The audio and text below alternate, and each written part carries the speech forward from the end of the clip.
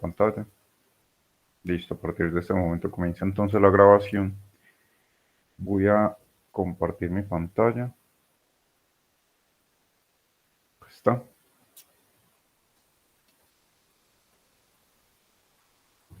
Confirman alguien, por favor, si están viendo mi pantalla y me escuchan bien.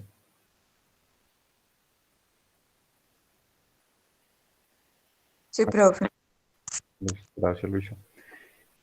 Bueno, la clase que vamos a comenzar hoy es esta, o las diapositivas que vamos a comenzar hoy son las que se titulan clase 19. En este caso ya están abordados los temas para el parcial número 3. Acá están.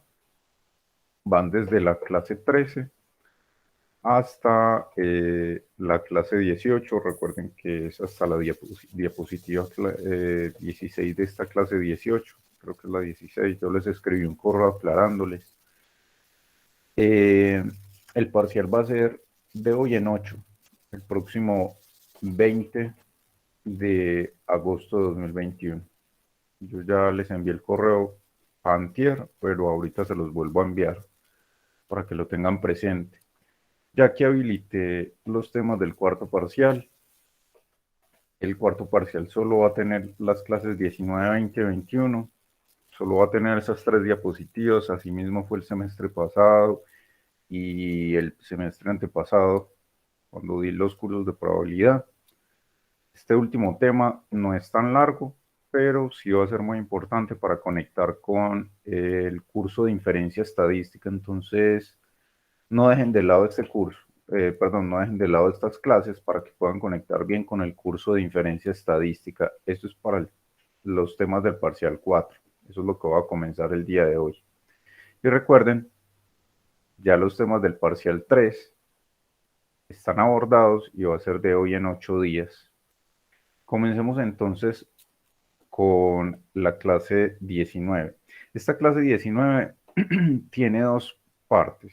Una tiene que ver con, ya les voy a decir, con cómo estimar parámetros de una distribución. A partir de un conjunto de datos, cómo puedo estimar parámetros de una distribución. El lambda de una Poisson, el alfa y el beta de una gama, por ejemplo. ¿Cómo hago para estimar eso? Eso va a ser uno. Y el otro objetivo de esta clase 19 es responder, por ejemplo, cuando yo tengo un conjunto de variables aleatorias normales, la suma de normales, ¿qué distribución va a dar? O cuando tengo suma de exponenciales, ¿qué distribución va a dar? O cuando tengo suma de Poissons, ¿qué distribución va a dar? Nos vamos a centrar en este resultado que vimos en la clase número 5. Estas son las diapositivas de la clase 5 que vimos como los temas del parcial 1. Pero el tema, digamos que yo les dije que íbamos a retomar más adelante, es este que está en la diapositiva número 5, es el resultado número 1. Recuerden que estos son los temas de la clase número 5, acá está clase 5, y básicamente es esto. Si yo tengo dos variables aleatorias, este es el resultado que vamos a utilizar hoy. Si yo tengo dos variables aleatorias y comparo las funciones generadoras de momentos, entonces las dos variables aleatorias x y y van a tener la misma distribución si y solo si las generadoras de momentos son iguales. O sea que si yo logro probar, cuando tenga dos variables, si yo logro probar que la generadora de momentos de y es igual a la generadora de momentos de x, entonces puedo decir con total confianza que las dos variables aleatorias x y y tienen la misma distribución. Es decir, si esta es la generadora de momentos de una normal y esta también es la generadora de momentos de una normal, si son iguales estas dos, pues entonces las dos variables x y y van a ser normales. Este es el resultado que vamos a utilizar hoy. Y vamos a verlo, acá voy a cerrar esto. Vamos a ver primero lo que les comentaba. Acá voy a aumentar esto un poco. Antes de ver la aplicación de ese resultado, vamos a ver lo siguiente. Hasta ahora nosotros hemos visto ejercicios así. Llegan y le dicen a uno, bueno, tengo una variable x como esto. como número de llamadas que llegan a una oficina, digamos que por hora, y en este caso, la variable aleatoria X, que es esto, número de llamadas por hora, va a tener una distribución Poisson con parámetro lambda, y en este caso me están diciendo que lambda vale 4. Ahí está. Hasta ahora hemos visto problemas así, nos dan cuánto vale lambda, y a partir de ese valor de lambda que nos dan en el ejercicio, pues nosotros procedemos y resolvemos el ejercicio. Sin embargo, la pregunta es, ¿cómo fue que llegaron a que lambda era igual a 4? Porque obviamente, pues uno sí lee los ejercicios de los libros, y en los ejercicios de los libros la idea es que uno aprenda, cuando está viendo por primera vez un curso de probabilidad, la idea es que uno aprenda a manejar los conceptos de probabilidad, específicamente los conceptos relacionados con la distribución Poisson. Entonces, por eso le dan el lambda y no le complican la vida. Y le dicen, haga de cuenta que lambda es 4. Pero entonces la pregunta siempre es, ¿cómo es que se obtiene que lambda es igual a 4? Después de que yo sepa que lambda es 4, yo puedo encontrar o resolver problemas relacionados con estos ítems A y B que tienen que ver con cálculo de probabilidades. Pero entonces acá la pregunta siempre va a quedar, o hasta ahora siempre ha quedado, ¿cómo es que supieron que lambda era 4? Lo mismo acá, nos decían en este caso que si yo hablo de una variable aleatoria de X, acá, relacionada con esto, con el diámetro de un cable eléctrico, me dicen en el enunciado que X tiene distribución normal con media mu y varianza sigma cuadrada. Y en este caso me dicen que mu vale 0.8 y sigma cuadrado vale 0.02 al cuadrado. Entonces, en este caso, la pregunta también es, ¿cómo fue que supieron que mu valía 0.8 y que la desviación estándar sigma era igual a 0.02? ¿Cómo es que obtuvieron esto para que me dijeran a mí en el ejercicio que pudiera encontrar o que encontrara estas dos probabilidades de los ítems A y B? Este es el primer, digamos que, entre comillas, objetivo de esta clase que les voy a presentar, la diapositiva de las clases 19. Entonces, en este caso, vamos a ver cómo es que llega uno a esto, a que mu es 0.8 y que la desviación estándar sigma es igual a 0.02. No se quiten eso de la mente. ¿Cómo es que en un enunciado me dicen cuánto vale mu, cuánto vale lambda, cuánto vale sigma? ¿Cómo es que hacen para saber esos valores? Para poder responder a eso, veamos primero algunos conceptos, y van a ser unos conceptos claves de aquí en adelante. De aquí en adelante, cada vez que ustedes les hablen, no solo en este curso de probabilidad, sino en otros cursos, cada vez que le hablen de muestra aleatoria, que por lo regular en los textos o en los cursos les escriben simplemente M.A, cada vez que ustedes vean M.A, probablemente les están hablando de muestra aleatoria. ¿Qué es una muestra aleatoria? Es un conjunto de variables x1, x2 hasta xn.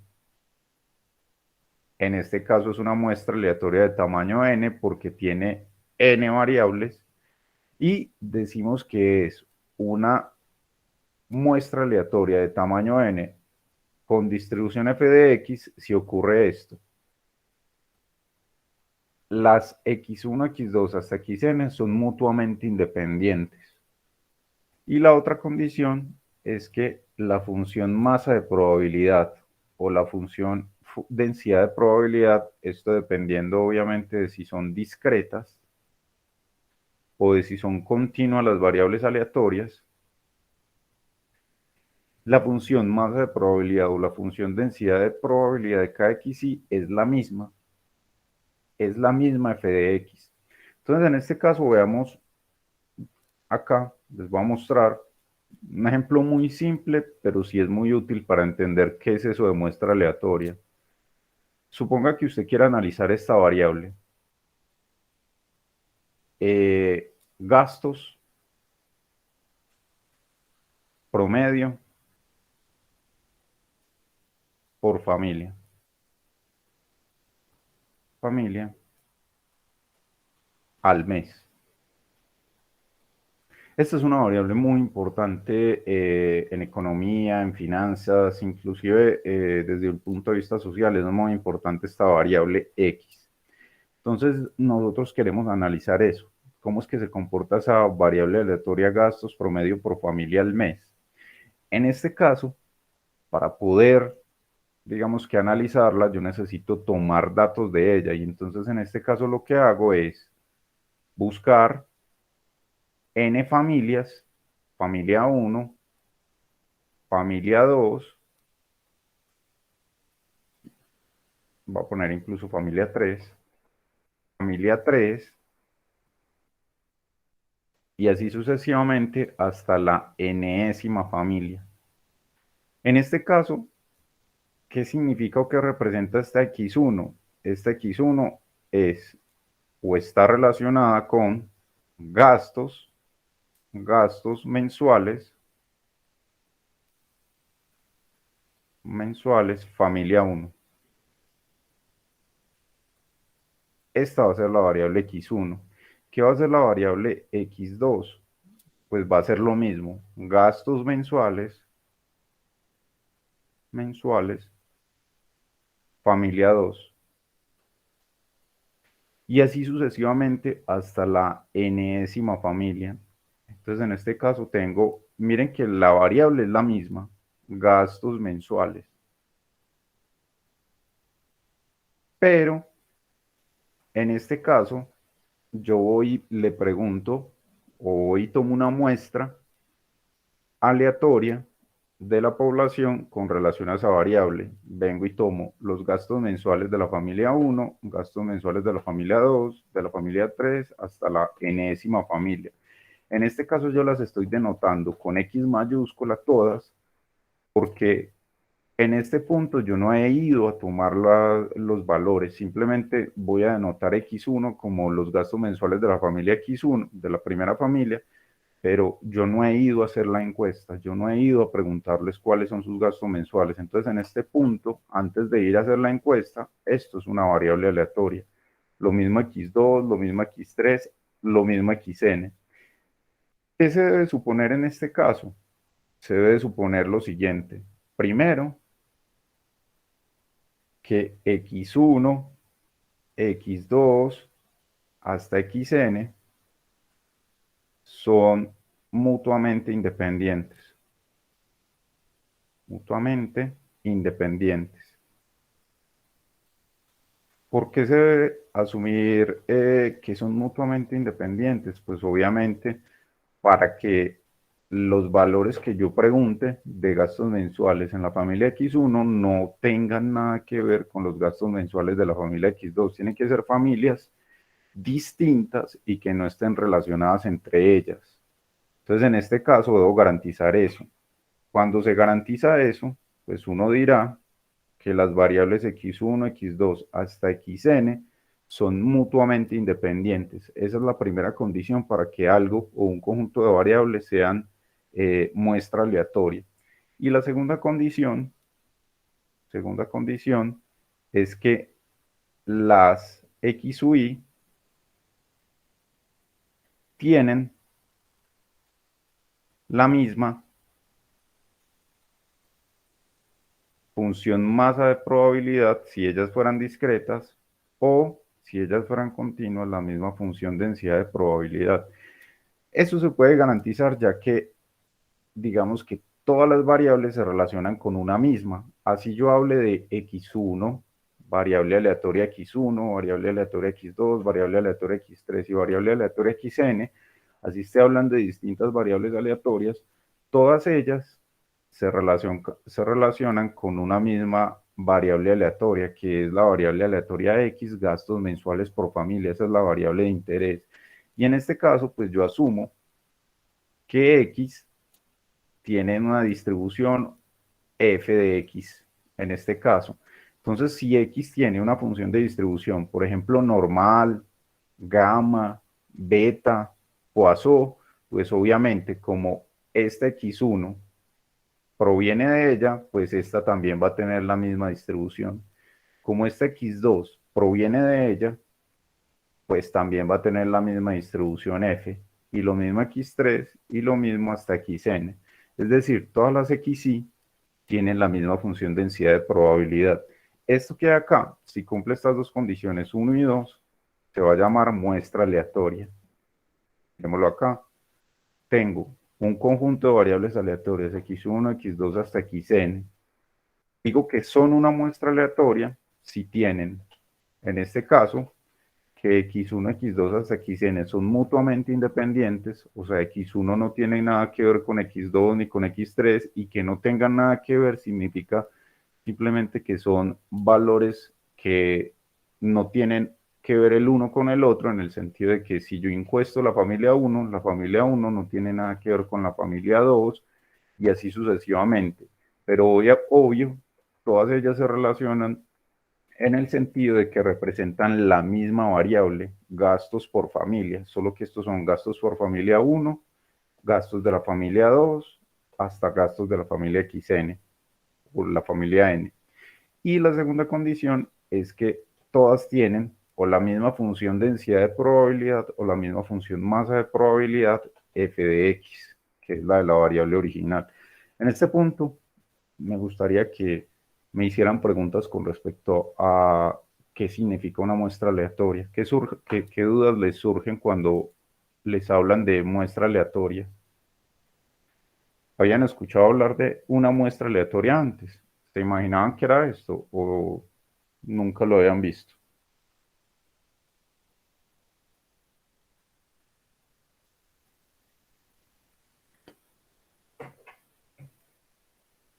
Bueno, excelente. Continuamos entonces.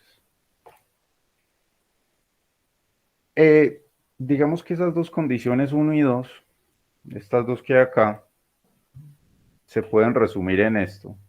X1, X2 hasta Xn son idénticamente independientes e idénticamente distribuidas con función masa de probabilidad o función densidad de probabilidad igual a f de x. Entonces, ¿qué es una muestra aleatoria? Son un conjunto de variables independientes e idénticamente distribuidas. Eso significa ID, voy a ponerlo así. Independientes, independientes e idénticamente distribuidas. Ojalá estén escribiendo esto. Distribuidas. Por acá. Distribuidas. Ahí está. Eso significa IID, independientes e idénticamente distribuidas. Eso es una muestra aleatoria. En este caso, dada esa definición, si usted quiere saber cómo es que se distribuyen todas las variables aleatorias, es decir, si quiere encontrar la función conjunta de x1, x2 hasta xn, pues eso va a ser igual a el producto de las marginales. Esa es, digamos que, algo que nosotros ya habíamos visto antes. Cuando tengo un conjunto de variables aleatorias independientes, la conjunta, que es esta conjunta, es igual al producto de las marginales. Esto es simplemente porque las variables aleatorias son independientes. Eso ocurre cuando tengo una muestra aleatoria. La función de distribución conjunta es igual al producto de las marginales.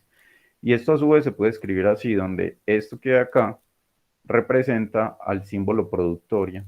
Cuando usted escribe esto, f de xy, aquí lo que está escribiendo es la productoria de f de x1 por f de x2 hasta f de xn. ¿De acuerdo?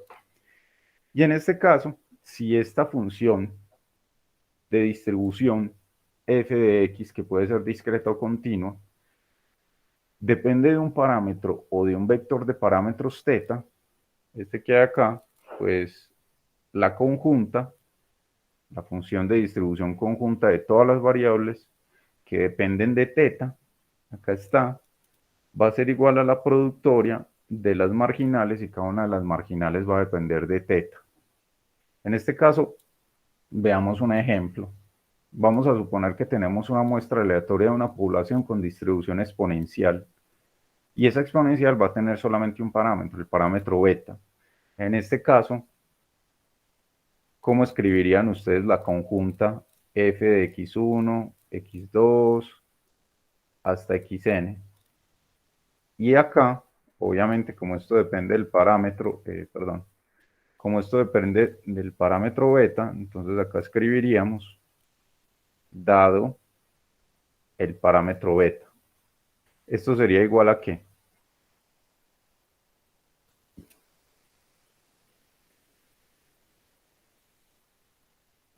Nadie tiene idea de eso, ¿a qué sería igual?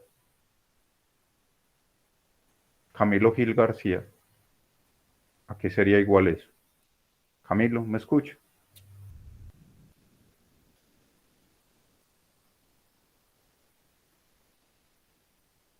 Alguien me comprueba si me están escuchando. ¿Me están escuchando? Profe. Listo. Entonces alguien que no se haya acabado de conectar. ¿Eso es igual a qué?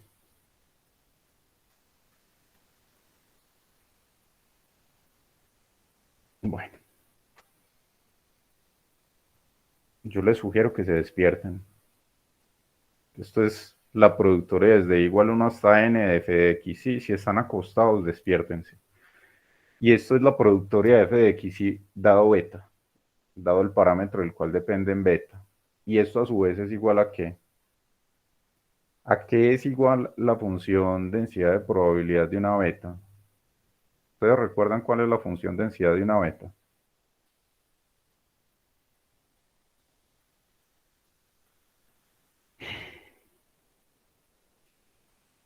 Esto es 1 sobre beta por e a la menos xy sobre beta. Listo, ahora sí, ¿esto a qué es igual? ¿Cómo simplifican esa expresión que hay? Esto sí ya es cálculo, ya aquí no hay nada de probabilidad, pues, ¿para qué? Eso es cálculo. La productoria desde igual 1 hasta n1 sobre beta por e a la menos xy sobre beta es igual a ¿qué? Camilo Gil García. ¿Eso es igual a qué?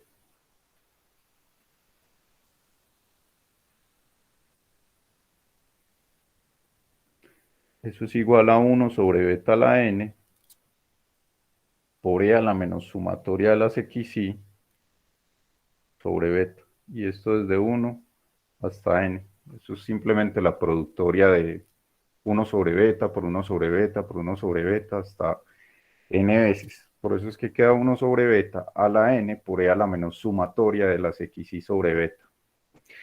Acá yo ya lo había escrito en esta diapositiva, lo escribí paso a paso ahí, solo que lo quise hacer a mano acá para que ustedes vieran de dónde salía eso. Lo que estoy haciendo en este caso es obtener una expresión para la distribución conjunta. En este caso las puedo escribir así porque ellas son independientes, son una muestra aleatoria, entonces es la productoria de las marginales. Y en este caso, pues reemplazo cuál es la función densidad de probabilidad de la exponencial, que obviamente ustedes ya en este punto se la saben de memoria porque el parcial es de hoy en 8 y es precisamente sobre este tema. Y en este caso, entonces quedaría 1 sobre beta a la n por e a la menos sumatoria de las xy sobre beta. En este caso, ya ahí ustedes tienen la función densidad de probabilidad conjunta de un conjunto de variables aleatorias que son independientes e idénticamente distribuidas. ¿Por qué decimos que son idénticamente distribuidas? Porque ellas provienen de la misma distribución. La misma distribución exponencial con parámetro beta. Ahí está. Entonces, esta va a ser la expresión para la conjunta. Esto que parece tan fácil y que se obtiene de manera tan sencilla es lo que ustedes van a utilizar en el curso de inferencia el semestre que viene para algo que se llama método de máxima verosimilitud.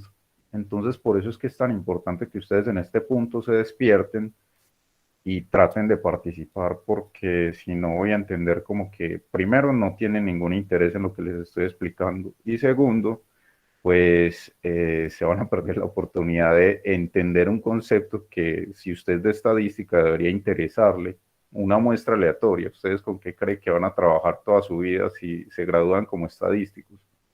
Pues van a trabajar con muestras aleatorias. Veamos este ejemplo que hay acá. Consideremos una muestra aleatoria, esto ya es un segundo ejemplo, de una población. En este caso yo tengo una distribución normal y esa distribución normal va a depender de un vector de parámetros que en este caso es mu y sigma cuadrado. Entonces en este caso, ¿cómo obtendríamos la conjunta? ¿Cómo escribiríamos la conjunta? En este caso yo tengo acá, voy a escribirla de otro color acá, f de x1, x2 hasta xn. Vamos a borrar esta n que hay acá. Quedaría como xn. Y acá, obviamente, todo esto va a depender de un vector de parámetros θ. Ahí está. ¿Esto es igual a qué? Como yo estoy hablando de una muestra aleatoria, x1, x2 hasta xn, es una muestra aleatoria, entonces ya son independientes. Y como son independientes, la conjunta es igual al producto desde igual 1 hasta n de las marginales. Y como cada una de ellas depende del vector de parámetros θ, y ese θ es igual a la media de la normal mu y la varianza de la normal sigma cuadrado, entonces la puedo escribir así. Esto a su vez es igual a ¿qué? Ya reemplacemos cuánto vale la función densidad de probabilidad de la normal. Eso es igual a ¿qué? La productora desde igual a 1 hasta n de quién. ¿Cómo lo escribiríamos? ¿Cuál es la función densidad de probabilidad de la normal? No la recuerdo.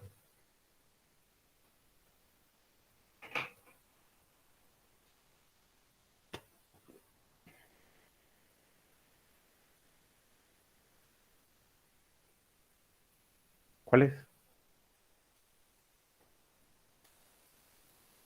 1 sobre la raíz de 2pi sigma cuadrado por e a la menos xi menos mu al cuadrado sobre 2 sigma cuadrado.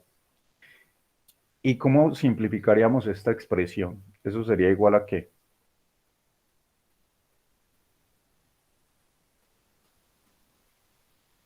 Eso sería igual a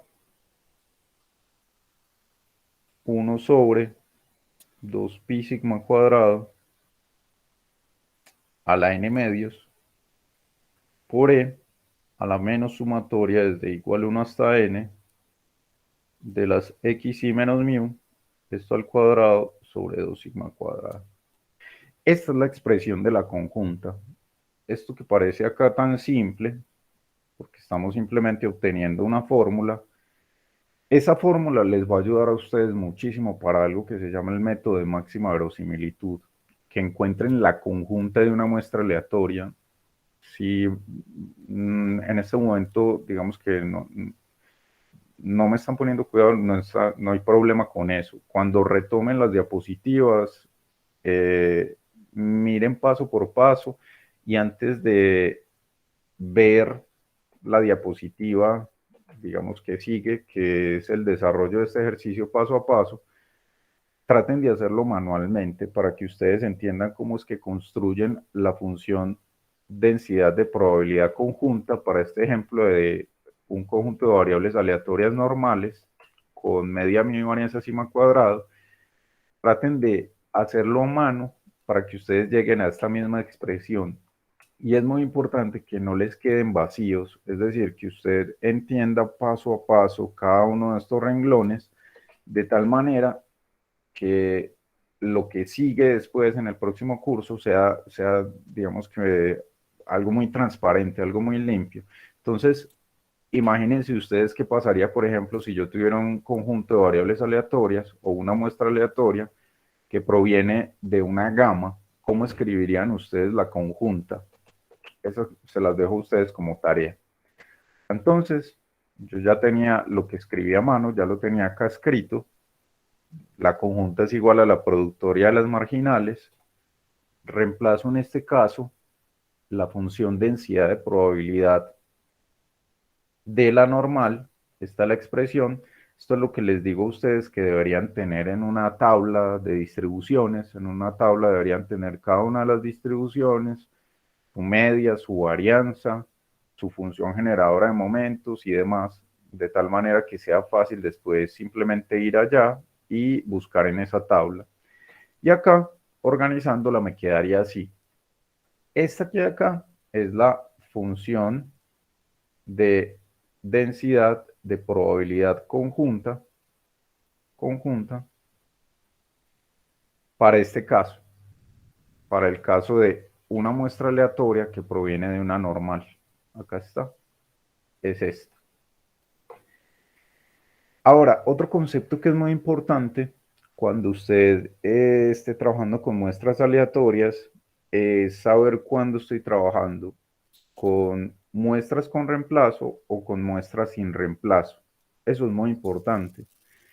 ¿Por qué resulta muy importante? Pues obviamente porque si usted está trabajando o con un método sin reemplazo o con reemplazo, pues el punto de vista que le va a dar al problema, pues es diferente en cada uno de los casos. Entonces acá vamos a suponer que nosotros tenemos una población entera. Suponga que ese n representa a todos los habitantes de un pueblo o de una ciudad.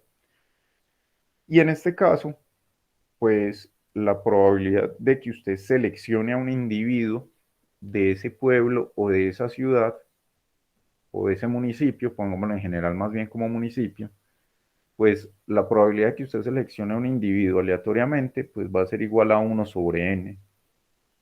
Esa es la probabilidad de que usted seleccione a un individuo aleatoriamente. Y entonces en este caso, ese muestreo con reemplazamiento, pues consiste en lo siguiente. En primero tomar una medición. Es decir, por ejemplo, yo quiero ver si en un pueblo o en un municipio más bien, las personas se sienten, digamos, que felices. Entonces yo les voy a preguntar que digan de 1 a 10 qué tan feliz se sienten. 1 es no muy feliz y 10 es muy feliz.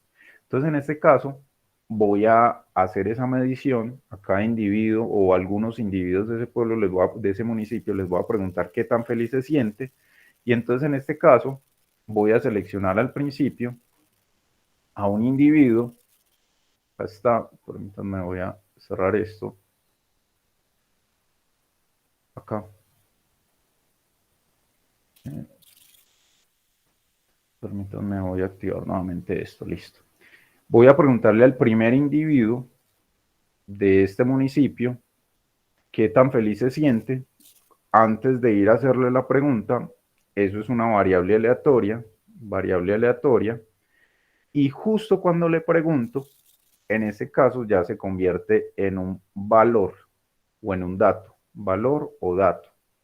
Entonces en este caso, fui y seleccioné el primer individuo, le dije qué tan feliz se siente de 1 a 10, suponga que él me respondió 4, y entonces acá yo ya tendría el valor x1, que es ese 4 que él respondió. Ya dejó de ser variable aleatoria y se convirtió en un dato. Luego vuelvo y selecciono a un individuo del mismo municipio, pero no descarto al primer individuo que seleccioné. En ese caso, entonces, tengo nuevamente n individuos en la población y voy a seleccionar a un segundo individuo. En este caso, ese segundo individuo le voy a preguntar de 1 a 10 qué tan feliz se siente, y él me va a responder que se siente, por ejemplo, 7 en esa escala de felicidad que va de 1 a 10. En este caso, hay un problema en este tipo de muestreo cuando lo hago con reemplazamiento, y me gustaría que ustedes me dijeran ¿Cuál es ese problema? Por ejemplo, para este caso que les estoy hablando de preguntarle qué tan felices se sienten los individuos, ¿cuál sería el problema si yo le pregunto al primer individuo qué tan feliz se siente y luego vuelvo y ingreso a ese individuo en la población o en la base de datos y selecciono de nuevo otro individuo? ¿Qué pasa en ese caso cuando yo estoy haciendo muestreos con reemplazamiento? ¿Qué pasa con X2? ¿Ese X2 podría o no podría ser el mismo individuo? ¿Qué dicen ustedes? ¿Qué pasa con X2? ¿Podría ser el mismo individuo X1 o no? Profe, yo diría que sí. Exactamente. Cuando hay reemplazamientos, yo le puedo preguntar al individuo, al mismo individuo X1 nuevamente, y ese es el problema de hacer un muestreo con reemplazamiento. Este tipo de muestreo se utiliza más que todo en, digamos, cuando están haciendo, por ejemplo, muestreos, no sé, de datos biológicos, cuando quieren saber, por ejemplo, si una población, digamos, de elefantes o alguna especie en vía de extinción como los rinocerontes, por ejemplo, qué tan bien de salud están. Obviamente usted selecciona un individuo de una población de rinocerontes, le toma una muestra de sangre, pero usted ya no puede, digamos, que sacar a ese individuo de su hábitat para seleccionar otro rinoceronte. Ya le toca a usted, obviamente, por la logística de ese problema, le toca introducir nuevamente el rinoceronte en la población y a los días hacer nuevamente un muestreo. Pues ahí lo que podría hacer para no seleccionar el mismo es marcarlo o demás. Pero si no se pueden marcar como algunas especies, por ejemplo, entonces ahí podría sacar al mismo individuo y volver a hacer el mismo muestreo o la misma muestra de sangre al mismo individuo que tomó al principio. Entonces, este tipo de experimentos con reemplazamiento dependen mucho de el tipo de análisis o el tipo de estudio que usted vaya a realizar. No es muy común hacer un muestreo con reemplazamiento. Lo ideal es que usted seleccione un individuo y ese individuo no vuelva a aparecer en la muestra. Este experimento se puede repetir n veces y en este caso entonces cuando usted lo repite n veces, pues obviamente va a tener un conjunto de xn variables o xn datos y ahí lo que va a tener es una muestra aleatoria de tamaño n. En cada caso, la probabilidad de seleccionar un individuo es la misma, 1 sobre n, porque selecciono el individuo, tomo el dato y lo vuelvo a introducir en la población. El tipo de experimentos o de muestreos, de todas maneras, ustedes van a ver un curso de muestreo. El tipo de muestreo que van a ver y que seguramente ustedes van a aplicar en la vida real es este, sin reemplazamiento. En este caso, sin reemplazamiento significa que usted va a considerar un primer individuo, digamos de un municipio, le va a preguntar qué tan feliz se siente de 1 a 10, él le va a responder y luego tomo otra medición descartando, en este caso, al primer individuo. Es decir, ya no voy a tener en cuenta el primero, el X1, que seleccioné, sino que lo descarto y voy a seleccionar a otro individuo. En este caso entonces, cuando vaya a seleccionar al individuo X2, ya la probabilidad de seleccionar un nuevo individuo va a ser en este caso 1 sobre n menos 1, porque ya descarté un individuo al principio. Si yo repito este proceso n veces, pues voy a tener una muestra aleatoria y ahí voy a garantizar que tomé n individuos diferentes, cada uno independiente del otro. En este caso, entonces, el tipo de muestreos que ustedes más van a aplicar en la vida real va a ser sin reemplazamiento, porque obviamente imagínense que usted quiera estudiar ese problema de gastos mensuales por familia. En ese caso, si usted toma una familia y vuelve a poner esa familia disponible para tomar la segunda familia, pues entonces usted podría tomar la misma del muestreo anterior y ahí digamos que podría cometer el error de tener múltiples veces el mismo dato. Entonces lo ideal sería hacer muestreos, obviamente, sin reemplazamiento. Este es el ideal. Cuando se hace eso, cuando usted hace un muestreo aleatorio sin reemplazamiento, en ese caso, a eso le va a llamar muestreo aleatorio simple. De todas maneras, yo acá les estoy explicando eso porque obviamente les estoy introduciendo el concepto de muestra aleatoria, pero ustedes cuando vean muestreo van a ver nuevamente técnicas para muestrear individuos de una población. El más simple de todos es esto y por eso se llama así. Muestreo aleatorio simple es considerar una muestra aleatoria, x1, x2, hasta xn, acá hasta xn, pero en este caso, esa muestra aleatoria la van a tomar sin reemplazamiento, o sea, individuos diferentes e independientes entre sí. En ese caso, este es el tipo de muestreo más simple y por eso se llama muestreo aleatorio simple, pero hay otros más complejos, muestreo aleatorio estratificado, por conglomerado, secuencial. Eso va a ser muy importante para ustedes cuando van el curso de muestreo. Ese curso de muestreo lo ven en qué semestre, o ya lo están viendo, o ya lo vieron. Ustedes no han visto muestreo.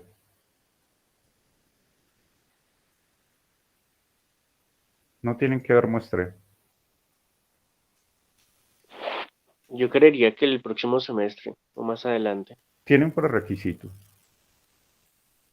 Mm, la verdad no me acuerdo, pero creo que sí es más adelante esa materia. Nadie ha visto muestreo acá. Yo también creo que es después de probabilidad. Nadie ha visto muestreo. Entonces sí, seguramente es el próximo semestre o en los próximos semestres. Ese curso tiene muchas fórmulas y por lo regular la gente se... bueno, acá Javier dice que tiene como prerequisito inferencia estadística. Ese curso tiene muchas fórmulas y como tiene tantas fórmulas, entonces la gente se aburre, pero ustedes ahí, creo que el profesor que ha dado ese curso siempre los pone a hacer una actividad práctica de muestreo. Esas actividades prácticas de muestreos, ustedes no se alcanzan a imaginar la importancia que tiene y también ustedes no se alcanzan a imaginar la importancia que tiene entender cada una de las fórmulas que van a ver, porque cuando ustedes están trabajando, por lo regular, ustedes les van a preguntar cómo tomo el muestreo y cuántos individuos debo seleccionar de la población. Esa es una pregunta que le van a hacer a usted toda la vida. Toda la vida le van a decir, yo quiero analizar esto, una variable, por ejemplo, desnutrición infantil. Y entonces, en ese caso, les van a decir a ustedes cuántos individuos debo tomar de la población, cuántos individuos debo muestrear y cómo debo muestrearlos. Entonces, ustedes, como van a ser estadísticos de profesión o estadísticas, en general se dice estadístico. En ese caso, ustedes van a ser los encargados de diseñar el muestreo, de posiblemente coordinar la toma de muestras y obviamente de analizar la información. Hoy en día no hay mucha gente que se vaya por el área de muestreo, es decir, no hay muchos expertos especialistas en muestreo. Esa podría ser una buena opción para ustedes, porque como no hay tantos dedicados a eso, pues si usted se especializa en esa área, obviamente, pues al ser ustedes, digamos que el especialista en una área donde hay poca disponibilidad de profesionales, pues van a ser, digamos que, entre comillas, los que tengan una demanda muy alta. Pero obviamente, pues es solamente una observación que hago. Dentro de estadística hay muchísimas áreas de estudio y ustedes se pueden especializar no solo en una, sino en varias al mismo tiempo. Eso se lo sugiero siempre. Ahora, ¿qué hago cuando tomo una muestra aleatoria, x1, x2 hasta xn? Tomo una muestra aleatoria, por ejemplo, con este método de muestreo aleatorio simple. Esa muestra aleatoria yo debo garantizar que son variables aleatorias independientes y que provienen de la misma distribución. Entonces, eso de que provengan de la misma distribución depende mucho del fenómeno que yo esté analizando. Si estoy analizando gastos promedio por familia, entonces ahí yo podría pensar, por ejemplo, que los gastos promedio tienen una distribución normal o una distribución gamma o exponencial. En ese caso, que todas tengan la misma distribución, que x1 tenga la misma distribución, x2 también, x3 también, hasta xn. Eso depende mucho del fenómeno que usted esté analizando.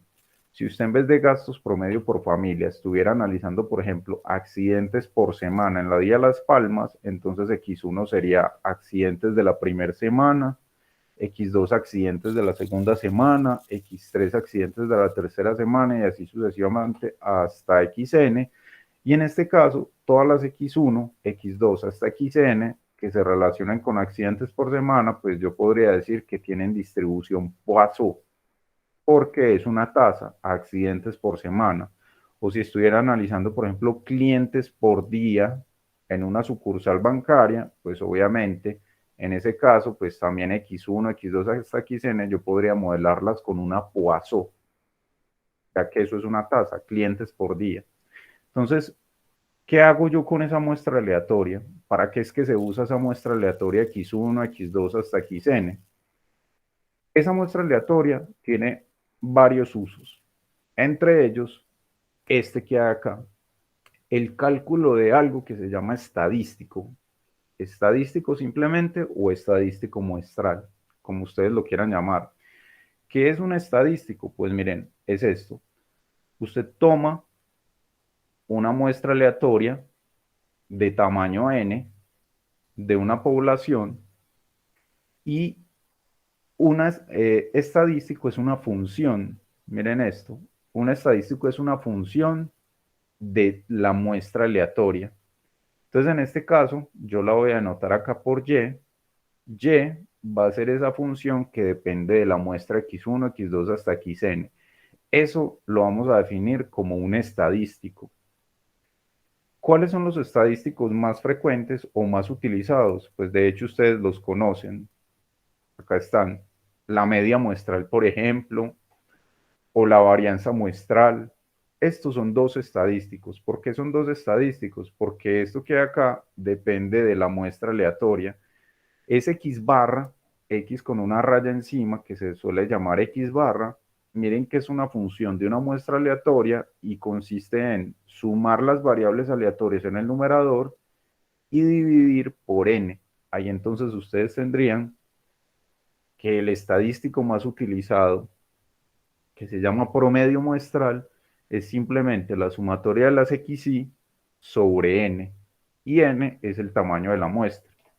En este caso, la distribución de este estadístico que hay acá se llama distribución muestral de y. Yo les hago una pregunta. Cuando uno define un estadístico y igual a p de x1, x2 hasta xn, ¿por qué yo puedo hablar de la distribución de y? Recuerden que uno habla de distribución es cuando está hablando de variables aleatorias. ¿A ustedes qué les parece que y es una variable aleatoria o no es una variable aleatoria? ¿Y por qué?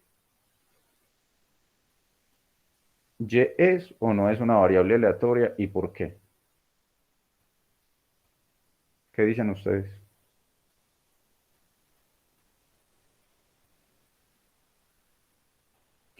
Como y depende de un conjunto de variables aleatorias, y es función de x1, y es función de x2 hasta xn, entonces obviamente, al ser función de x1, x2 hasta xn, pues en ese caso también es una variable aleatoria.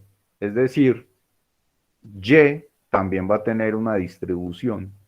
Y parte del trabajo que van a tener ustedes como estadísticos es encontrar la distribución de esto que hay acá, de los estadísticos precisamente, o estadísticos muestrales. Entonces, si ustedes tienen, por ejemplo, en este caso, una muestra aleatoria x1, x2 hasta xn, es una muestra aleatoria de tamaño n, y definimos el estadístico, miren que esto que hay acá, pues para este lo vamos a llamar, para seguir como con esa lógica que había allá, voy a borrar acá. Si yo llamo este como y igual a p de x1, x2 hasta xn. Todas estas son las variables de la muestra aleatoria. Acá están. Esta que hay acá es la t. Esta es la t. Es la función del conjunto de variables aleatorias. En este caso, yo necesito saber cuál es la distribución de y, es decir, cuál es la distribución de esta x barra, dependiendo de cuál es la distribución que tienen estas variables x1 hasta xn, es decir, si x1, x2 hasta xn tienen distribución normal, ¿cuál será la distribución de x barra? ¿Por qué x barra en este caso es una variable aleatoria? ¿Qué me dicen ustedes? ¿Por qué x barra es una variable aleatoria? ¿Qué responderían ustedes? ¿Por qué x barra es una variable aleatoria? ¿Por qué creen ustedes que sea una variable aleatoria? Es una variable aleatoria porque depende de las variables aleatorias x1, x2 hasta xn. Esa es la respuesta más simple. ¿Por qué el promedio muestral es una variable aleatoria? Pues porque depende de la muestra. Si usted toma una muestra de individuos y los promedia, pues cuando tome otra muestra distinta, ese promedio le va a dar diferente. Si toma otra muestra de individuos, pues también le va a dar diferente el promedio. Entonces, por eso es que x barra es una variable aleatoria. Y yo, al tener una variable aleatoria, debería definirle o debería encontrarle cuál es la distribución. Ese va a ser un problema que vamos a abordar hoy en esta clase. ¿Cuál es la distribución de algunos de los estadísticos? Otro estadístico importante es este que hay acá, la varianza muestral. Aparte del promedio, otro estadístico que se denota por lo regular con una S mayúscula al cuadrado. Esta que acá se llama varianza muestral. ¿Y qué es la varianza muestral? Es la sumatoria de xi menos x barra al cuadrado sobre n menos 1. Nosotros vamos a responder más adelante por qué dividimos por n menos 1 y no por n. ¿Por qué dividir por n menos 1 y no por n? Más adelante les voy a mostrar el por qué. Y en este caso, ¿cómo entender la varianza muestral? ¿Qué sentido darle a la varianza muestral? Pues el sentido que tiene es este. Yo voy a ver qué tanto se diferencian o qué tanto se distancian cada uno de los datos con respecto a su punto medio. El punto medio o el punto promedio es x barra, y entonces yo lo que voy a ver son diferencias de cada uno de los individuos o cada uno de los datos con respecto a ese punto medio x barra. Y como son distancias, pues las elevo al cuadrado. Eso es muy parecido a la distancia euclidiana. En la distancia euclidiana, para volver las distancias positivas, usted simplemente lo eleva al cuadrado.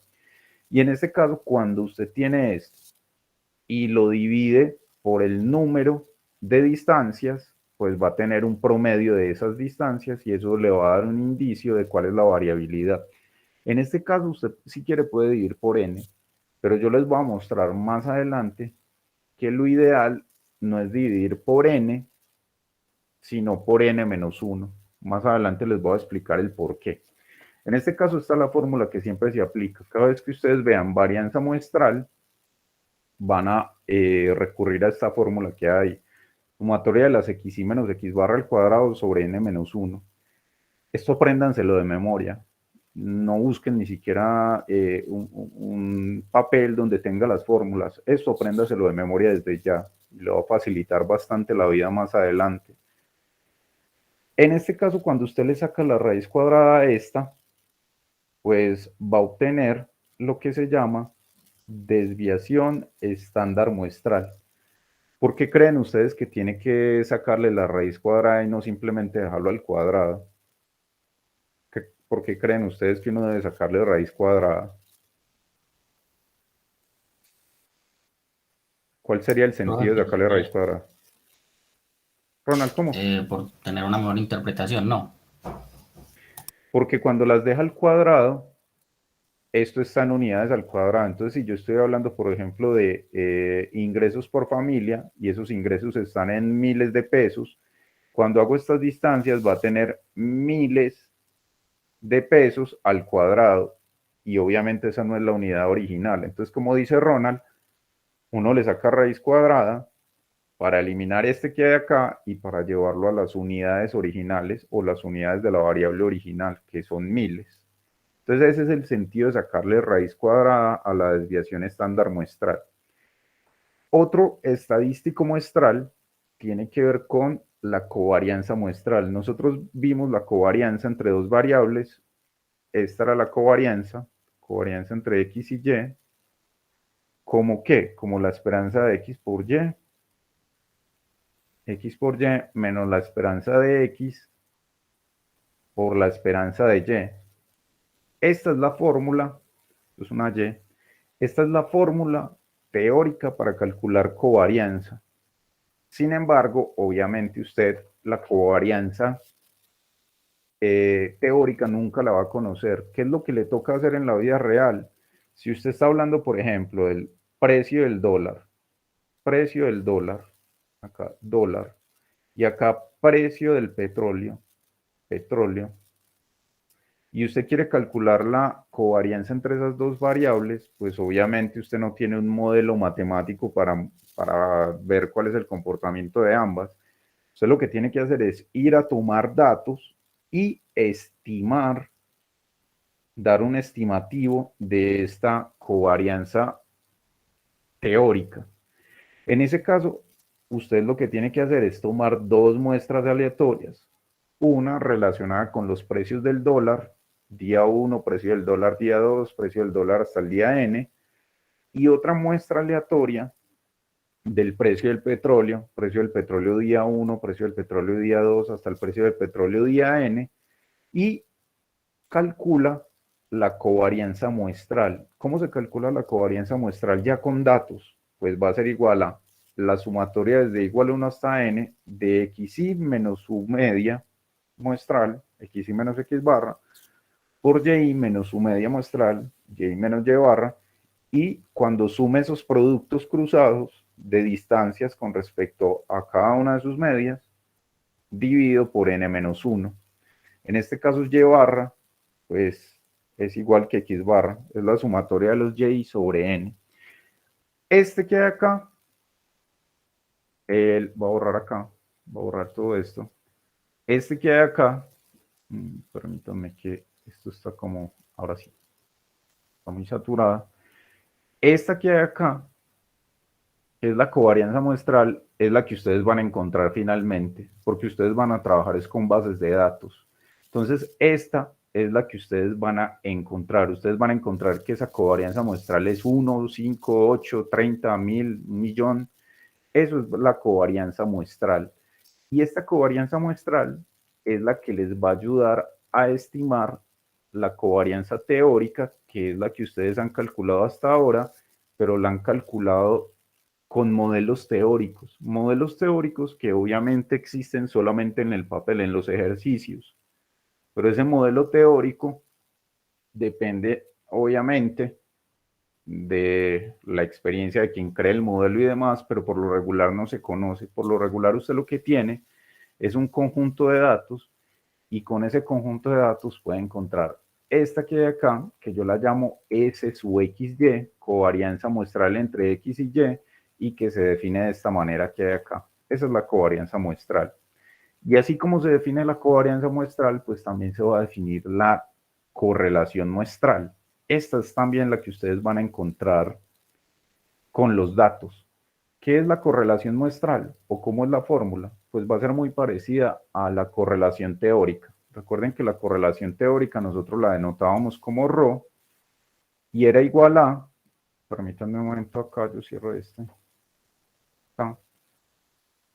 Esa correlación teórica era la covarianza teórica entre X y Y sobre la raíz de la varianza teórica entre X por la varianza teórica de Y. Entonces, en este caso, esta nunca la van a conocer, porque esta es la teórica, esta es la poblacional. para encontrar esa covarianza teórica o poblacional, ustedes tendrían que tomar todos los datos de una población o construir un modelo poblacional, y ese por lo regular no se conoce. ¿Qué es lo que les toca hacer? Tomar datos, o sea, tomar muestras aleatorias y calcular o estimar esa correlación ρ con la correlación R sub XY.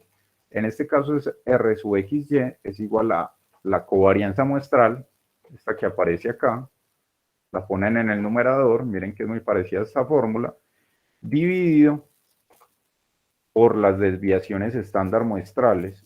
Esto también lo pueden escribir como esto, como la raíz de S sub X al cuadrado por S sub Y al cuadrado. Miren que es exactamente lo mismo, es la raíz cuadrada del producto de las varianzas de X y Y. Y esas dos son las que estiman las varianzas teóricas de X y Y. En este caso, acá abajo yo les puse, voy a borrar esto también, permítanme borro este error. Acá les puse esa nota, S sub X y S sub Y son las respectivas desviaciones estándar de X y Y respectivamente.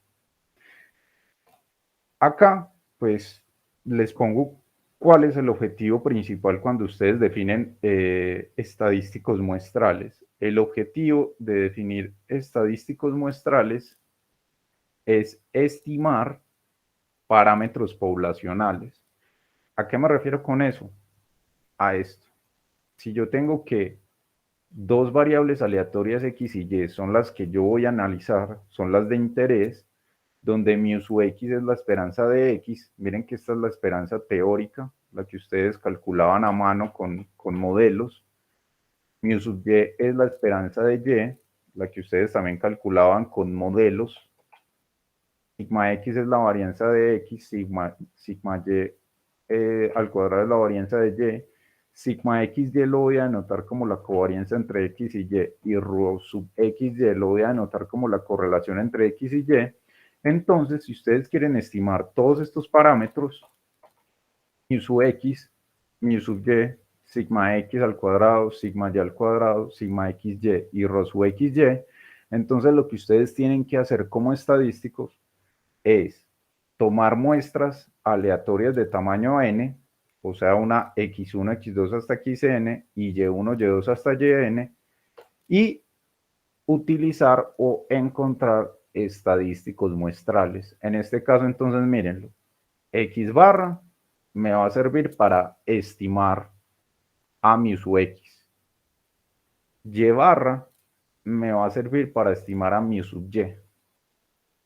S sub x al cuadrado me va a servir para estimar sigma x al cuadrado. S sub y al cuadrado me va a servir para estimar sigma y al cuadrado. La covarianza muestral S sub XY me va a servir para encontrar la covarianza poblacional o covarianza teórica entre X y Y. Y la correlación R sub XY, la correlación muestral, me va a servir para encontrar la correlación teórica entre X y Y. Esta que hay acá va a jugar un papel fundamental cuando ustedes estén analizando relaciones entre variables en el curso de análisis multivariado, o perdón, de análisis multivariado o también de análisis de regresión. Esto va a ser supremamente importante porque esto es lo que ustedes van a tener que calcular una y otra vez con bases de datos. Y les tiene que quedar muy claro que existen dos correlaciones. Una, que es la que ustedes calculan con datos, que se llama la correlación muestral, y otra que es la que ustedes desconocen y es la que ustedes quieren estimar, que se llama correlación poblacional o correlación teórica. Ojalá eso les quede claro desde este curso. Ustedes cuando hablan de media tienen dos, una media muestral que se calcula con datos y otra media poblacional o teórica, que es la que ustedes desconocen comúnmente. Es la que ustedes construirían o obtendrían si tuvieran un modelo matemático, pero eso por lo regular no se tiene. Entonces, ¿qué les toca hacer? Estimarlo. En este caso, les hago una afirmación. Todos estos valores este que hay acá, voy a ponerlo en cuadro, este que hay acá, este que hay acá, este que hay acá, acá, acá y acá, todos esos son variables aleatorias. ¿Por qué creen ustedes que son variables aleatorias? Todos estos. Variables aleatorias. ¿Por qué creen ustedes que son variables aleatorias? Profe, por lo que dependen de variables aleatorias. Dependen de la muestra. Exactamente. Es por eso que ustedes dicen, son variables aleatorias. Esto se lo voy a escribir porque dependen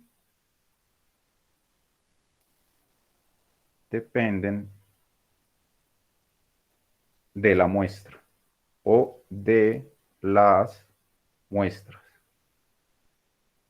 Y las muestras, pues a su vez son muestras aleatorias. Es por eso, son variables aleatorias precisamente por lo que dicen sus compañeras Millán y Luisa, son variables aleatorias porque dependen de las muestras aleatorias y las muestras aleatorias son a su vez variables aleatorias. Esto que acá es lo que les va a dar a ustedes la plata dentro de sus trabajos. Esto es lo que va a hacer que ustedes ganen plata siendo estadísticos. Esto es lo que la gente por lo regular busca que ustedes encuentren en las bases de datos. Eso es lo que les va a dar a ustedes su sueldo. Y por eso es importante que ustedes desde acá comiencen a aclarar estas cosas, comiencen a aclarar que hay una media muestral, que es una variable aleatoria porque depende de la muestra, y hay una media desconocida o teórica o poblacional que ustedes tienen que estimar. Entonces, esta que acá va a cambiar y cambia cada vez que usted cambia la muestra. Si usted toma dos muestras diferentes, pues obviamente va a tener dos promedios diferentes. Preguntas en este punto. Me gustaría que, si tienen dudas. Profe, cada vez que, es decir, digamos, si n tiende a ser muy grande, el estadístico tiende a parecerse al parámetro poblacional, ¿cierto? Exactamente. O no necesariamente. Sí, y de hecho esos resultados los van a ver en inferencia. Este tiende a parecerse a este cuando n tiende a infinito. O sea, cuando usted, en vez de tener 100 individuos, usted logra censar, eso es lo que hace el DANE. El DANE, mire que, bueno, yo no sé si a ustedes les tocó antes, en este último censo que hubo, lo único que hacía era pedirle a la gente que estuviera en la casa o que se registrara por una plataforma, que finalmente eso no funcionó. El DANE lo que hace para saber, digamos que las características de toda la población es censar a la población. Cuando usted censa a la población, usted obtiene los valores poblacionales. Entonces el DANE puede decir, por ejemplo, cuál es, digamos que la media de desempleo o la tasa de desempleo poblacional en Colombia. ¿Por qué? Porque el DANE logró ir a toda la población. Eso, entre comillas, pues es lo que Ronald está diciendo. Si usted, en vez de tener 10 datos o 100 datos, usted logra tomar todos los datos de la población, entonces usted obtiene el parámetro poblacional. Lo que pasa es que en general usted no va a tener tanta plata como para poder censar a toda la población. Censar, esa palabra censar significa tomar los datos de toda la población. Usted no va a lograr hacer eso nunca porque usted, digamos que por lo regular cuando uno trabaja por una empresa, esa empresa por lo regular tiene recursos limitados y entonces a usted le toca diseñar un experimento para tomar una muestra aleatoria mucho menor que la población. Entonces, en este caso, Profe, o sea DANE, que, el DANE, perdón. espera un momento. El DANE sí tiene la plata para censar toda la población, solo que si hace mal ese censo, como posiblemente ocurrió en la última, hace como 3 o 4 años, hicieron mal el censo y encontraron, por ejemplo, que habían 42 millones de habitantes en Colombia. O sea que en este momento están diciendo que si hay 50 millones, a ellos se les perdieron aproximadamente 8 millones de habitantes porque hicieron mal el censo. Y ya después con el nuevo director, que entre otras cosas es un muy buen director, este Juan Daniel. Es un muy buen director, pero le tocó hacer una jugada muy brava y fue sacarse de la manga con algo que ustedes van a ver también, que se llama estadística bayesiana. Él sustenta con esa estadística bayesiana que esos 8 millones de habitantes que se le perdieron al DANE aparecieron de la nada. Ellos hicieron mal el censo, y si hacen mal el censo, pues obviamente van a obtener malos parámetros. Ahora sí, Ronald.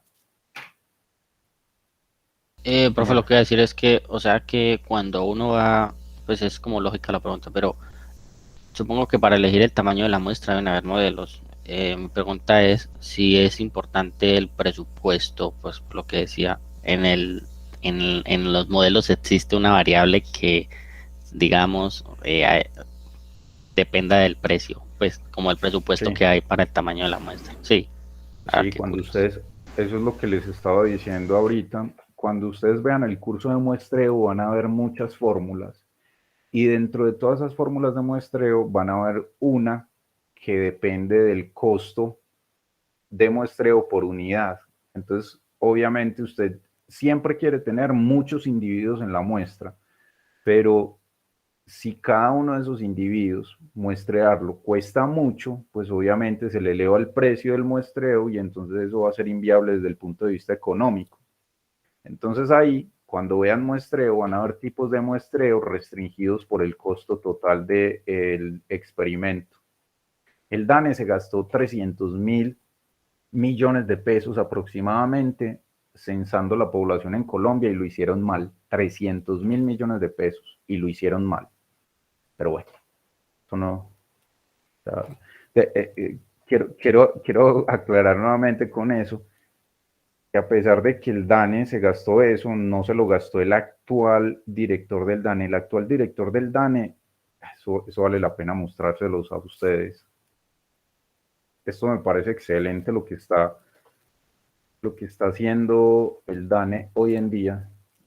Ojalá ustedes, en vez de ver Facebook, Instagram, Twitter y TikTok, pues ya que ustedes son de estadística, se encargaran de más bien explorar esta página del DANE. Es simplemente escribir www.dane.gov.co o simplemente DANE en Google y explorar por ejemplo, de estadísticas por tema. Ustedes ahí van a encontrar bases de datos, todas las que se puedan imaginar. Van a encontrar mapas para hacer mapas de Colombia.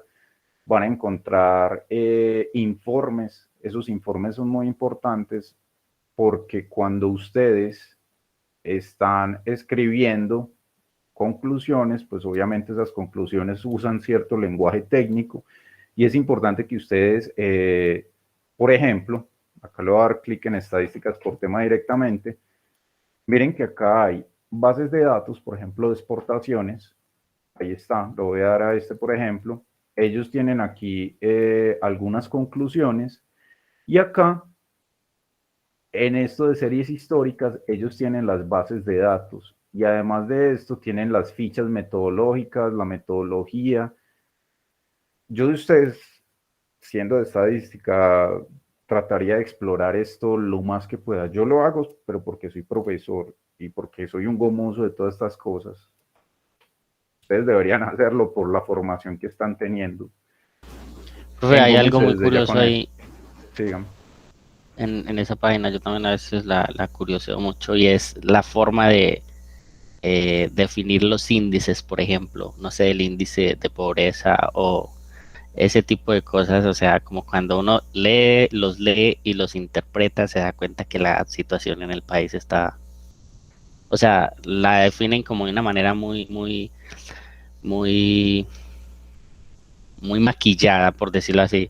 Es decir, por ejemplo, el índice de hacinamiento, entonces consideran que una persona está en hacinamiento si tiene menos de, o sea, viven más de 8 personas y tienen 3 habitaciones por casa. Entonces, pues uno dice, pero pues ¿cómo va a ser eso si en 8 personas y con 3 habitaciones? Pues eso ya está sobre pues mucha gente. Sí. Es curioso que definen los índices de una manera muy muy maquillada y si está ahí, o sea, si ahí está malo, como que dice, Es que no es que la esté tasa de mal. desempleo está X así, entonces la cosa en el país está como peor. Sí, es que no es que esté mal definido, sino que dependiendo de las características de la población, ellos definen ciertas cosas. Por ejemplo, ellos dicen que alguien que se gana más de 250.000 pesos mensuales es una persona que no se considera pobre en Colombia. Y 250.000, pues obviamente por persona, ustedes saben que eso no alcanza ni para un mercado, ni para un arriendo, ni para nada. Pero ellos tienen definidos eso así. A mí lo que me parece bueno, y todo esto se puede redefinir, si alguno de ustedes en algún momento de su vida llega a ser director del DANE, que ojalá que sea así, estudien para eso, infórmense para eso, pues ustedes desde el DANE podrían intentar hacer cambios. Hacer esos cambios es muy complicado, pero lo realmente importante, que me parece a mí, del nuevo director del DANE, que se llama Juan Daniel Ibarra, eh, a ver yo si aparece acá, Juan Daniel Ibarra Dane. A ver, no, no es Juan Daniel Ibarra, es Juan Daniel Oviedo, perdón. Acá está. Ahorita me lo voy a buscar acá en la otra pantalla. Juan Daniel Oviedo. Aparecía. Este es el director del DANE. Este señor, pues tiene un doctorado, no sé qué, en economía y demás. Se sacó de la manga como 8 millones de habitantes, no sé cómo con estadística bayesiana. Él una vez trató de explicarlo, pero fue muy confusa la explicación que dio.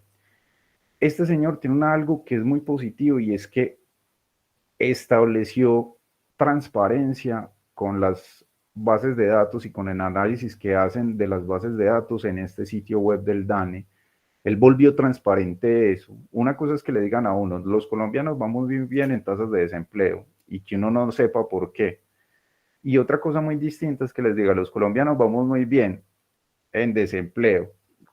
Algo que podría parecer mentiras o que a la mayoría le parece una mentira, pero por lo menos uno sabe esa mentira en qué está sustentada. Entonces uno viene acá al DANE y busca tasas de desempleo y uno sabe ellos cómo construyeron los índices y demás. Uno dice, no, esto es injusto que lo hayan construido así, pero por lo menos uno sabe cómo fue que lo construyeron y eso es transparente.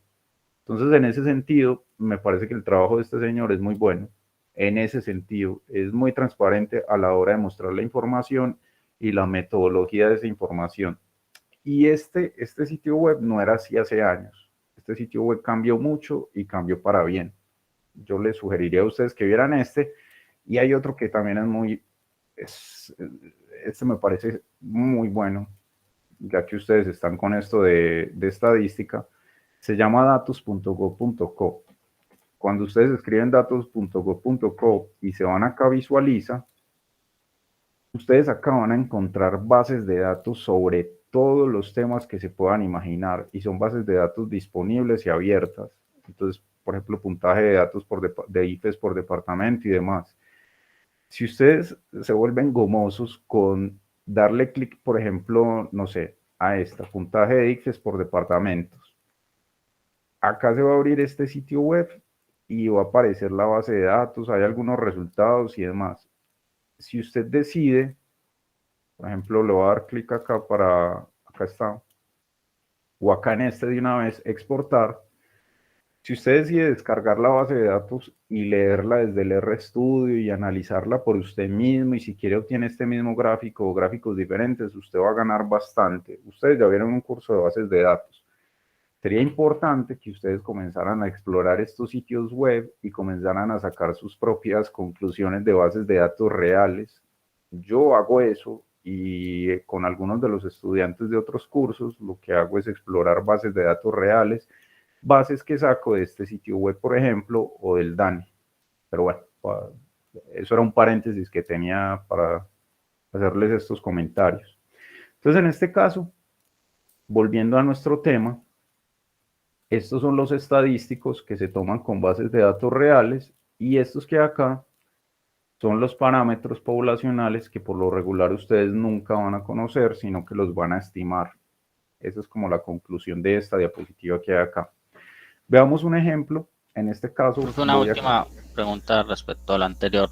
Esa estimación tiene que estar, por decirlo así, como con un error, como con un sesgada. Eso ahí como controlado no es. Tiene que calcularle la varianza a este estimador. Varianza a este, varianza a este, varianza a este. Nosotros vamos a calcular eso. Vamos a calcular la esperanza de este, de este, de este. Para calcular ese error de esos estimadores y el valor esperado de esos estimadores, nosotros vamos a calcular la esperanza y la varianza, porque como estas que están encerradas en color verde son variables aleatorias, usted a las variables aleatorias les puede encontrar la distribución, les puede calcular la esperanza y les puede calcular la varianza. Calculándoles eso, de hecho, usted puede encontrar algo que se llama intervalos de confianza para este que hay acá. Intervalos de confianza, algo que vamos a ver un poco al final de este curso y sobre todo en el curso que viene, que se llama inferencia estadística. Allá vamos a ver intervalos de confianza, pruebas de hipótesis, métodos de estimación. Ese curso va a ser muy bueno. Es teórico, pero va a ser muy bueno en ese sentido. Acá un ejemplo, voy a considerar dos muestras aleatorias de tamaño 10. Esas dos muestras aleatorias yo voy a suponer que provienen de una gama. Acá va a ser x1, x2 hasta x10, y1, y2 hasta y10. Que sean muestras aleatorias significa que x1 es independiente de x2, de x3, todas son independientes 2 a 2. Dicho de otro modo, todas son mutuamente independientes y lo mismo esta. Acá lo que hice fue tomar dos muestras de tamaño 10. Y esas dos muestras de tamaño 10 provienen de una distribución gamma con parámetros alfa y beta. ¿De acuerdo? Entonces, en este caso, así están. Miren, esos son números, son datos. Este dato, x1, es una variable aleatoria, pero cuando yo fui y tomé el dato, es decir, hice la medición, me encontré con que x1 ya no sigue siendo una variable aleatoria, sino que se convierte en un dato. Este dato es 1,96. Lo mismo con x2. Hasta acá es una variable aleatoria. Cuando voy y hago la medición o hago la encuesta, ya esto deja de ser una variable aleatoria y se convierte en un dato. Este x2 minúscula es 3,61 y así sucesivamente. Esto lo hago para X y para Y. En este caso, si ustedes quieren calcular la media de los datos, pues pueden utilizar en este caso, este es la función mean, que les permite calcular promedios muestrales, promedio muestral en RStudio, promedio muestral.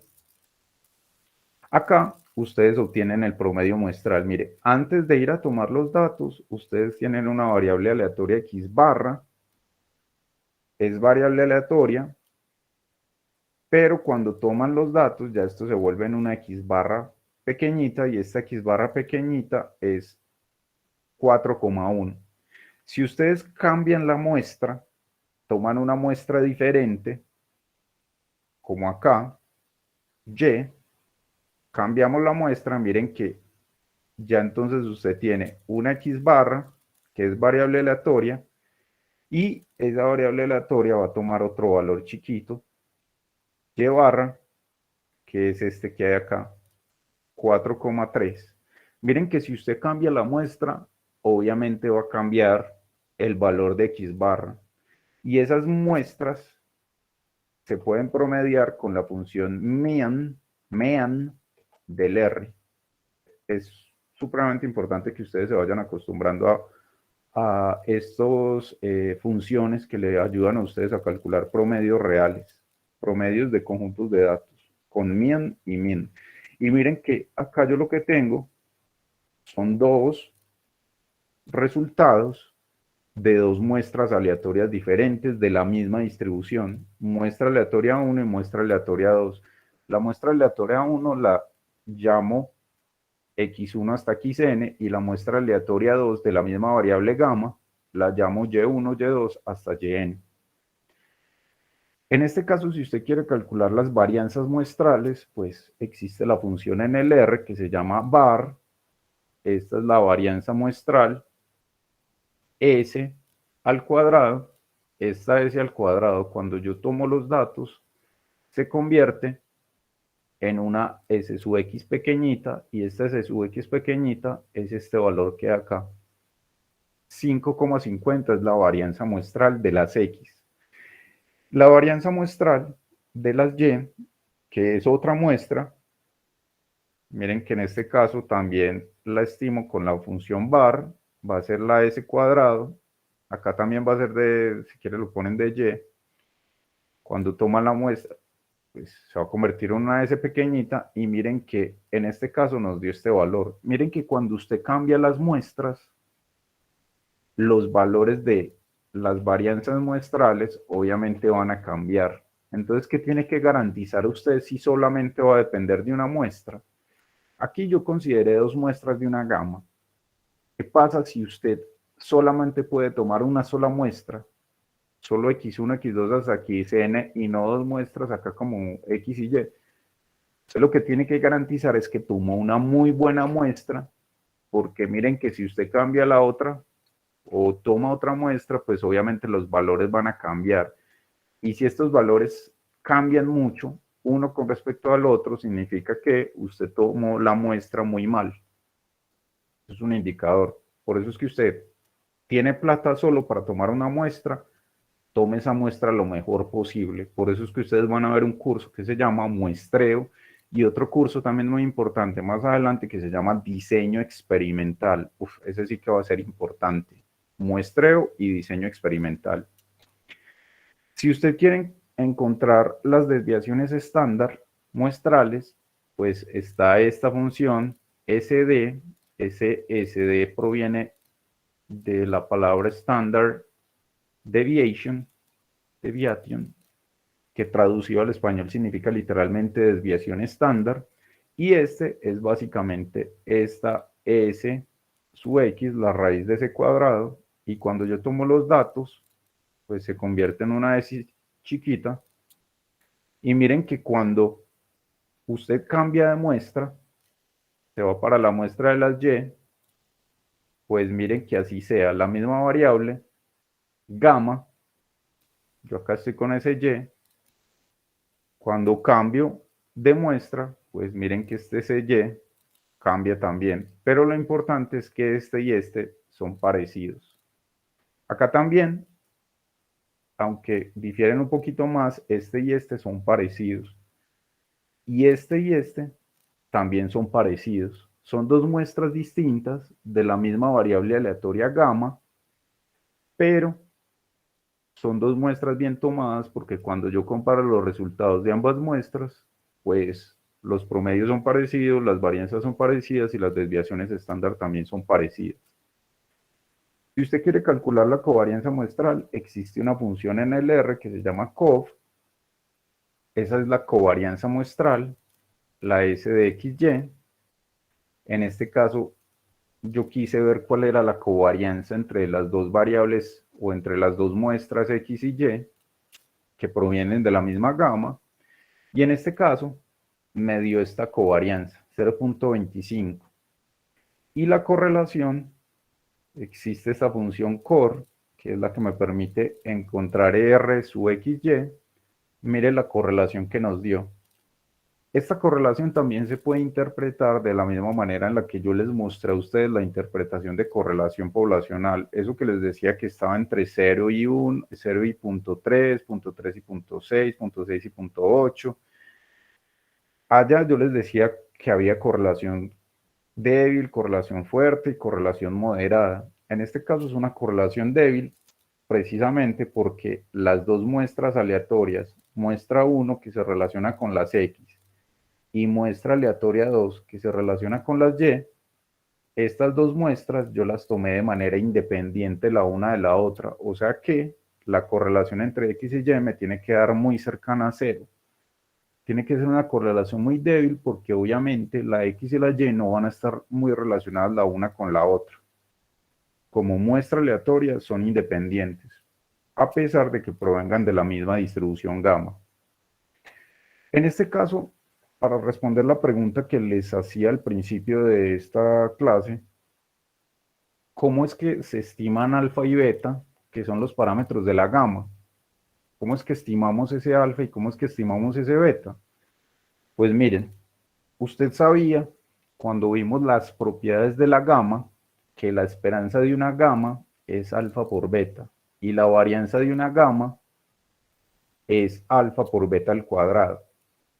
Esta que hay acá es mu y esta que hay acá es sigma cuadrado. Usted sabe que mu lo puede estimar con x barra y sabe que sigma cuadrado lo puede estimar con s cuadrado. Entonces, en este caso, como yo ya tenía que para la muestra de las x, el promedio de los valores es 4,1 y para la muestra de las x, la varianza muestral era 5,50, son los valores que yo encontré allá con los datos, utilizando las funciones min y var del RStudio, entonces simplemente igualo este con 4,1, que es el estimador de esta, y este con el s cuadrado, que es el estimador de esta. Mírenlos acá. Este es el x barra chiquito y este es el sx al cuadrado pequeño. Y acá, como los estoy estimando a alfa y a beta, pues les aparecen unos gorros. Ese gorro significa que son estimadores de alfa y de beta. Esos no son los reales, son los que se obtienen con una muestra aleatoria. Entonces, en este caso, miren que yo ya obtuve dos ecuaciones con dos incógnitas.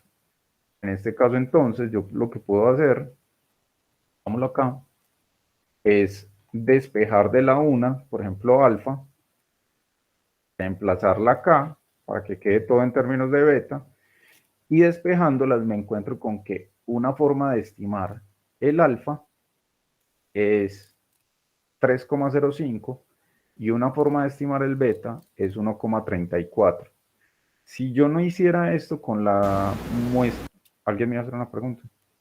Sí, profe, yo iba a decir que me parece curioso que eso se pueda hacer. O sea, es decir, si yo tengo, por ejemplo, una función, en este caso, que depende, o sea, depende de una variable, yo quiero estimar esa variable, pero anteriormente tengo otra función en la que puedo estimar o el estimador del cual depende la otra función. O sea, y si yo lo reemplazo allá, puedo estimarlo. Eso me parece curioso. ¿Puede estimar quién? En ese caso, o sea, mira que está reemplazando por los estimadores y ya lo está hallando. O sea, ¿acá o qué? Sí, ahí abajito, profe, en lo que hizo. Profe, yo también iba a preguntar otra cosa. ¿Solamente existe un estimador para la media, para cada uno de ellos, o pueden existir varios? No, existen varios. Este que yo les estoy dando son los estimadores que se conocen como estimadores de los momentos. Ya les voy a hablar de eso. Miren, acá estimo alfa y beta. Ronald, yo creo que me está hablando de esta, ¿cierto? Que pueda reemplazar en estos. Que este lo Sí, sí, reemplace profe, por su exacto. estimador y que este por su estimador, ¿cierto? Sí, este método se llama el método de los momentos y no es la única forma de estimar parámetros. Existen otras, método de máxima verosimilitud, método de mínimos cuadrados. Este es el método más simple, donde usted simplemente el momento de orden 1 lo reemplaza por su estimador, que es x barra, y el momento de orden 2, o la varianza que tiene que ver con el momento de orden 2, lo reemplaza por su estimador. Se llama el método de los momentos. Acá es claro que esos dos valores alfa y beta gorro dependen de la muestra x1 hasta xn. Entonces, si yo cambio la muestra y ya no uso la de las x, sino la de las y, miren que obviamente este alfa gorro y este beta gorro cambian de valores, pero miren que son parecidos. Son distintos, pero se parecen entre ellos. Y lo que lo deja uno tranquilo es que se parezcan entre ellos, así yo cambie de muestra. Miren que ahí ya estoy es con la muestra de las y, que también viene de una gama. ¿Cómo fue que obtuve esto? Lo dejo como tarea, que obtengan ustedes este alfa gorro y este beta gorro utilizando la muestra de las Y. Si me entendieron qué fue lo que les expliqué acá, pues obviamente va a ser muy fácil para ustedes encontrar que este es el alfa gorro y que este es el beta gorro. Acá en este caso les hago esa anotación. Este método se llama el método de los momentos y es un método donde usted el momento de orden 1, que es la esperanza, lo estima con X barra, y el momento de orden 2, que es la varianza, lo estima con la varianza muestral. Esto se llama el método de los momentos. Obviamente, como dice Ronald, no hay un solo método de estimación, hay muchos otros, pero este es el más básico de todos. Se llama método de los momentos y le permite a uno estimar los parámetros de una distribución. Puede ser gamma, puede ser Poisson, puede ser beta, la que ustedes quieran. Lo único que necesita es la media y la varianza, las fórmulas. Miren que nosotros las teníamos acá. Por eso les decía que cuando veíamos las distribuciones de cada una de las variables aleatorias, binomial, hipergeométrica, gamma, beta, en cada una yo les hablaba de la media, la varianza y la generadora de momentos. En este caso ya ven ustedes la utilidad de tener las fórmulas para la media y para la varianza. Ahora, ¿qué propiedades tienen, y con esto termino, qué propiedades tienen la media y la varianza muestrales? Pues miren, en este caso yo voy a considerar que tengo un conjunto de datos, un conjunto de números, voy a definir el promedio de esos números, acá, y el resultado A y el resultado B consiste en lo siguiente. Si usted quiere minimizar esta suma cuadrática, minimizar esto significa encontrar el valor de A, tal que las distancias de x y a ese valor de A, miren que es x y menos a al cuadrado, el mínimo de esa sumatoria lo van a encontrar con A igual a x barra. O sea, X barra no es cualquier cosa, X barra es el mejor estimador a la hora de minimizar una suma cuadrática de distancias. Y la otra propiedad es que usted puede escribir esta S al cuadrado, que lo habíamos definido como esto, sumatoria desde igual 1 hasta n, de x y menos x barra al cuadrado, sobre n menos 1. Cuando usted pasa el n-1 a multiplicar acá, usted puede encontrar que eso es igual a esta fórmula de acá. Esas son las dos propiedades que les voy a mostrar. Ya con esto termino. En este caso yo voy a definir esta función, que miren que es la suma cuadrática de las distancias de x y menos a al cuadrado. En este caso yo quiero minimizar la función h de a. ¿Cómo se minimiza una función? ¿Cómo se minimiza? ¿Qué vieron en cálculo diferencial? Derivo con respecto a e igualo a 0. Entonces derivar con respecto a esto que hay acá, pues sería simplemente pasar el 2 y multiplico por la derivada interna de menos a, que es menos 1. Igualo a 0 y encuentro con que, en este caso, cuando paso el menos 2 a dividir, 0 sobre menos 2 da 0. En este caso, entonces, ¿qué hace? Sumatoria de x y menos a gorro. Este a gorro es el que minimiza. Por eso es que cuando yo igualo a 0, ese a ya no es una general, sino que es el a que minimiza. Por eso es que le aparece un gorro. Es el a que minimiza.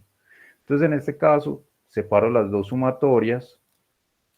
Acá queda sumatoria de x y menos n veces a gorro, porque es sumar n veces una constante. Despejo quién es a gorro y me encuentro con que a gorro es igual al promedio muestral, es decir, a es igual a x barra. Ese era el primer resultado que teníamos que probar. El primer resultado era que el valor de a, que minimiza esta suma cuadrática de distancias de x y menos a al cuadrado, el que minimiza eso no es cualquier valor. El que minimiza eso es el promedio muestral x barra. No es cualquier valor, es x barra. lo acabamos de probar acá. Y la otra, el ítem B, pues donde tengo que mostrar que n por s cuadrado es igual a la sumatoria de los x y al cuadrado menos x barra al cuadrado. Por lo regular se los dejan a los estudiantes para que lo demuestren, porque digamos que es un buen ejercicio para que ustedes practiquen esto de las sumatorias y demás. Yo decidí hacerlo porque ustedes van a pasar también en análisis de regresión por esto de sumatorias, y cuando yo les preguntaba si ustedes vieron esto en probabilidad, todos decían que no. Entonces se los demuestro acá. Para probar esto, vamos a comenzar de acá. Utilizo este y lo voy a escribir como sumatoria de los xy menos x barra y más x barra. Mire que ahí lo que hice fue sumar 0. Le quito x barra y le sumo x barra. Eso es básicamente sumar 0. Luego asocio, dejo xy menos x barra y x barra, los dejo por separados. Esto quedaría como un a más b. Y ese a más b pues lo veo como una suma de cuadrados. Perdón, una suma de dos términos al cuadrado, un trinomio cuadrado perfecto. Entonces en este caso sería el primero al cuadrado, más 2 veces el primero por el segundo, más el segundo al cuadrado. Ahí quedaría, donde a es xy menos x barra y b es simplemente x barra. Luego distribuyo esas sumatorias, me queda la sumatoria de xy menos x barra en la primera, queda esta sumatoria de segunda. Miren que sale el x barra de esta sumatoria, porque x barra no depende de y, queda como x barra, es una constante con respecto a la sumatoria, y en el tercer término queda la sumatoria de x barra al cuadrado. En este caso, distribuyo esta sumatoria acá en xy menos x barra, eso es lo que aparece acá en este corchete. Acá sumo n veces una constante, x barra al cuadrado, porque la x barra no tiene índice y, entonces es una constante en esa sumatoria, me queda n veces x barra. Este que acá lo dejé quieto, miren que no hice nada. Lo mismo con el 2x barra, no hice nada. Luego, en este caso, multiplico y divido acá por n.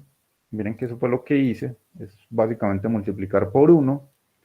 Y acá, esto que hay acá, es sumar n veces una constante x barra. Entonces me va a quedar n veces x barra. Lo demás lo dejé quieto. Esto está quieto, quieto y quieto. Luego en este caso, esto por definición es x barra, entonces queda n veces x barra menos n veces x barra, se cancelan estas dos cosas y me va a dar 0, o sea que el término de la mitad se elimina, y lo demás lo dejo quieto. Ahí está, no lo toco para nada. Despejo, acá después de que se elimina queda esto, despejo en este caso esta sumatoria de xy menos x barra al cuadrado, paso esto al otro lado, acá, lo paso a restar y me queda esta expresión que hay acá. Pero resulta que esto que hay acá es precisamente igual a n veces s cuadrado igual a la sumatoria de igual 1 hasta n de xy al cuadrado menos n veces x barra al cuadrado, que era exactamente lo que iba a probar. Miren, cuando vuelvan a repasar esto, el truco de toda esta prueba que hay acá está en este término de la mitad. Ese término de la mitad se elimina simplemente dando todos estos pasos que hay acá. Yo lo hice paso por paso. Esto es una tarea que se le deja a los estudiantes para que practiquen esto de las sumatorias. Yo preferí mostrárselo porque lo van a volver a ver en análisis de regresión. Y allá sí que va a ser importante que ustedes lo hayan visto desde probabilidad. Yo les sugiero que lo vuelvan a leer y que lo analicen de nuevo con detenimiento. La próxima reunión les voy a hablar de cuál es la esperanza de una sumatoria de funciones de variables aleatorias independientes o de funciones de una muestra aleatoria, la esperanza y la varianza, porque con estas propiedades, que también se las voy a demostrar paso por paso, nosotros vamos a encontrar lo que decía Ronald. ¿Cómo controlo la variación de las X barra? O cómo controlo si las X barra, por ejemplo, el promedio muestral es bueno o no. Pues calculando su esperanza, calculando su varianza, y lo mismo para el S cuadrado. Calculo su esperanza. También se le puede calcular la varianza, pero en este caso yo solamente les voy a mostrar estas tres propiedades que van a resultar muy importantes para poder hablar de las propiedades del promedio muestral. De eso les voy a hablar la próxima semana y voy a comenzar desde acá. ¿Preguntas? ¿Preguntas? ¿Ninguna? Bueno, muchas gracias por la asistencia. Nos vemos en